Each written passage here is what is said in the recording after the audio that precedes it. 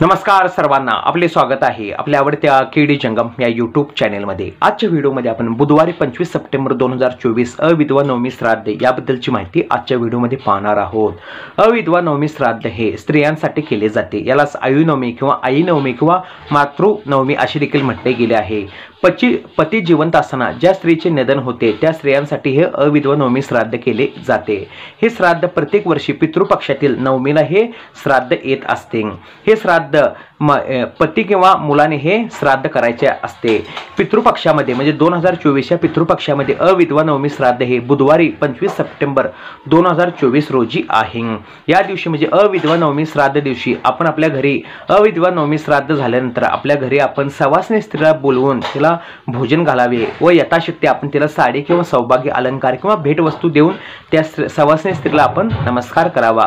हे अविधवा नवमी श्राद्ध हे मयत व्यक्तीच्या फक्त पतीने किंवा मुलानेच करायचे असते। मयत स्त्रीच्या नातवाने हे श्राद्ध करू नये। तसेच या दिवशी अविधवा नवमी श्राद्धच्या दिवशी आपण नैवेद्य म्हणून पशु पक्षी गाय किंवा कावळा किंवा वाहत्या पाण्यामध्ये इतर ठिकाणी आपण नैवेद्य अर्पण करावा। व्हिडिओ पाहिल्याबद्दल आभार।